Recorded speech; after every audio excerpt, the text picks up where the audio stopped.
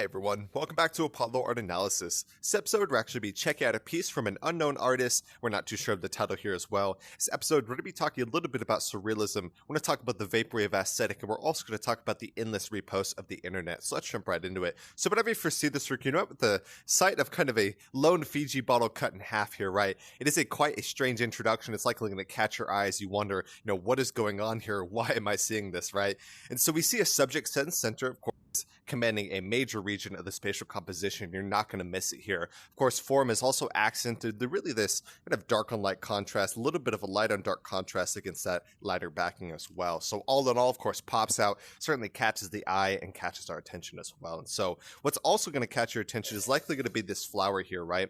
This visceral red. Red, of course, is always a color that's going to draw your attention. It is quite vibrant as well. Of course, you have these pastel tones. You have this kind of pinkish, kind of lilac. You also have this light blue. All of those are going to draw the eye, of course, also draw us to the flower as well. All very important when we're looking at this work. And so in the realm of color, we really have an analogous scheme, right? You kind of have this blue, purplish, a little bit of red in there as well. All in all, they do work together quite nicely. And aside from that, of course, you have this pastel color palette as well. It feels quite delicate. It feels like light, wispy. There's so many different things you can draw from that, but the pastel color palette is certainly not going to miss it here. And so aside from that, of course, you're going to notice the Fiji brand, right? And what's interesting about this is, people are endlessly reposting this piece. You can actually see it's a little blurry. We're going to go a bit deeper in that here in a second, but for someone to endlessly repost this, Fiji is kind of getting some free advertising. I think that's kind of interesting here. Of course, people are kind of hopping onto the trend, sharing it in so many different ways, but aside from that, the Fiji brand is getting replicated endlessly. So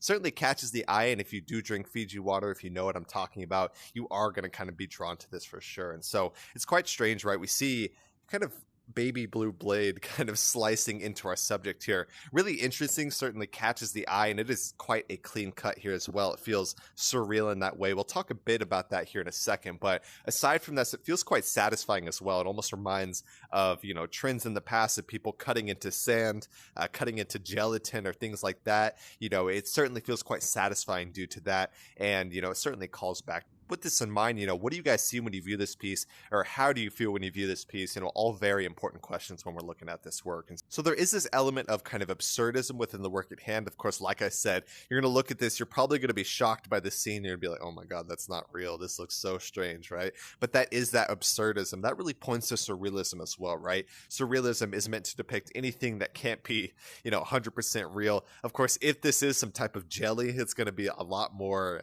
convincing for sure. But we do see a sense of surrealism, kind of greater than life. Certainly a strange scene here for sure. Certainly catches the eye too. So all very important when we're looking at this work. And so what I want y'all to look at, of course, you see it is a little bit blurry, right? And I think this is incredibly important because the endless reposts of the internet, right? Especially on things like Tumblr, Pinterest, people are always downloading and reposting constantly. And, sadly, I couldn't find the original artist of this work. I did some reverse Google searches. I looked all over, but I could not find the original artist. And I think that points to kind of this quick repost culture that we have, right? And so that's just the nature of the internet. People post new trends. People create, kind of mood boards with these different images and stuff like that. Really interesting work here certainly catches the eye. And so this is what we'd call kind of the Vaporwave aesthetic. And the Vaporwave aesthetic is quite interesting. Sometimes we see scenes of surrealism, such as the work at hand. Sometimes we see, influences of kind of Greco-Roman culture, different things you can really point to. But what I see here is this pastel kind of neon color palette,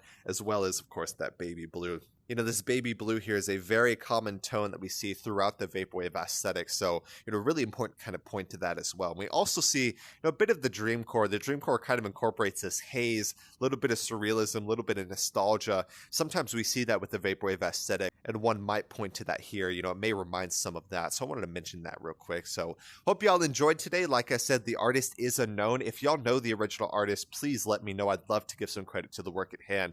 Certainly caught my eye, and I see this in a lot of different kind of Vaporwave aesthetics and mood boards. So I knew I just had to study this, even though I couldn't find the original artist. So I hope y'all enjoyed today. Talked a little bit about surrealism. We talked about the Vaporwave aesthetic. We asked y'all a bit of questions as well. This kind of satisfying, clean cut trend, so many different things we pointed to today. So I hope y'all enjoyed. My name is Apollo. This was Apollo Art Analysis, and I'll see y'all on the next episode. We hope you enjoyed today's episode.